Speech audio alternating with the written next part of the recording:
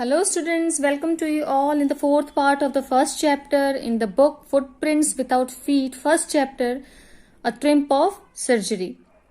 In the previous videos, I told you that how does Tricky get sick by overfeeding and his habit of greediness.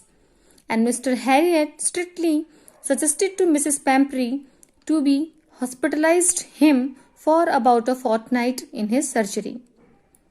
So, let's read what happens with Tricky in his surgery.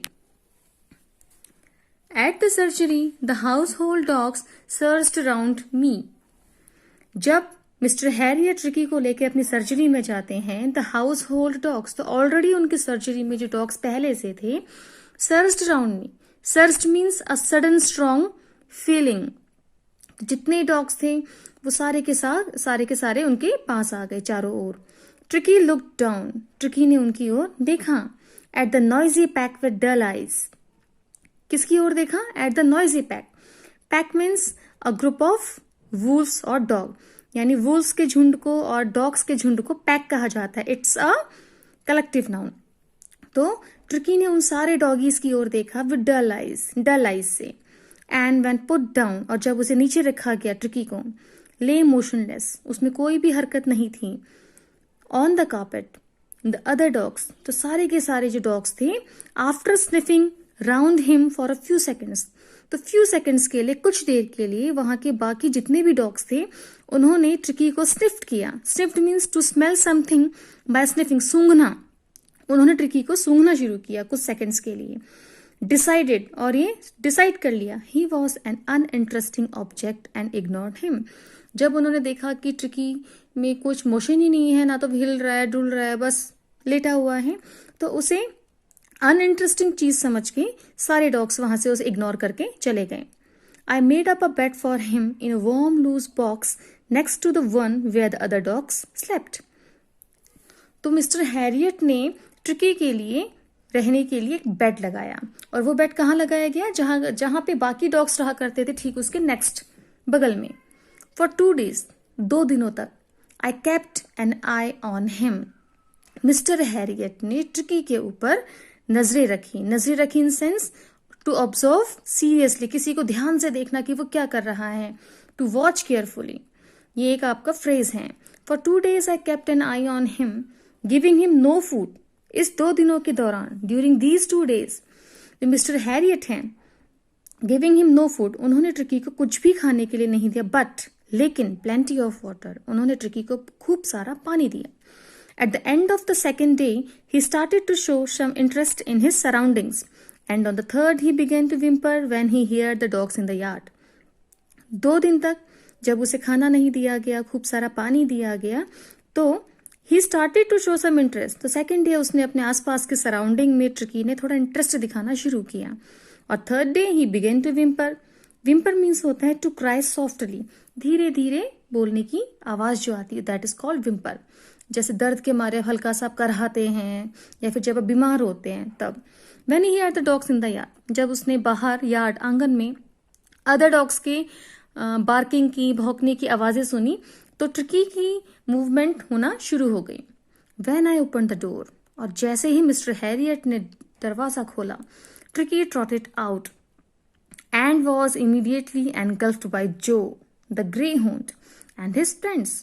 जैसे ही mister Herriot ने दरवाजा खोला, Tricki trotted out means to lead out. एकदम से tricky बाहर आया, and was immediately, और अचानक से, एनगल्फ्ड बाय जो. एनगल्फ्ड मीन्स टू कवर और सराउंडेड समथिंग. तो जो बाकी डॉग्स थे, जिनमें से जो, ग्रेहाउंड एंड हिज फ्रेंड्स, और जो बाकी डॉगीज थे, उन सब ने ट्रिकी को घेर लिया. आफ्टर रोलिंग हिम ओवर, फिर उन्होंने ट्रिकी के साथ थोड़ा इधर उधर रोलिंग किया, एंड thoroughly inspecting him, और अगेन उसे इंस्पेक्ट किया. The dogs moved off down the garden, और उसके बाद सारे के सारे डॉग्स गार्डन की ओर चले गए. Tricky followed them, उनके पीछे पीछे ट्रिकी भी चला गया. Rolling slightly with his surplus fat, rolling slightly मतलब धीरे धीरे, with his surplus fat, surplus means excessive, extra. तो ट्रिकी तो काफी बल्की था, फैटी था, तो अपने भारी भरकम वजन के साथ वो जैसे तैसे धीरे धीरे उन डॉगीज के पीछे गार्डन की ओर चल दिया. लेटर दैट डे, उस दिन के बाद से I was present at feeding time. जब डॉगीज को खाना खिलाया जाता था तो उस टाइम पे मिस्टर हैरियट भी वहां पे रहा करते थे। I watched while Tristan slopped the food into the bowls.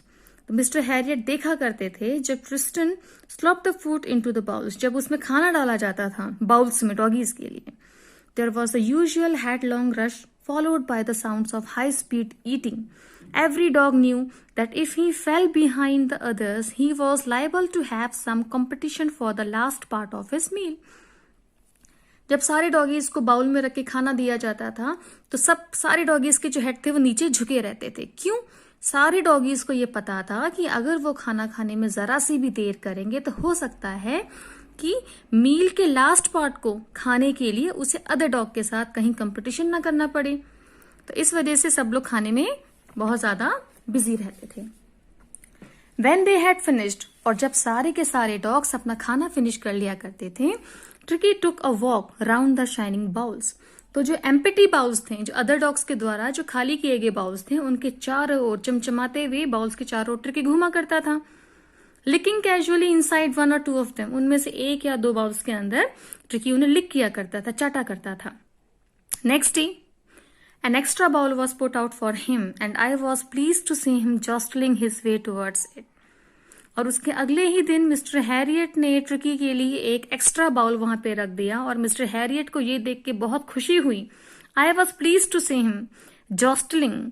जॉस्टलिंग means to push hard against somebody in a crowd, यानी सारे डॉगीज के बीच में ट्रिकी ने भी अपने मील के लिए धक्का मुक्की करके आगे आने की कोशिश की।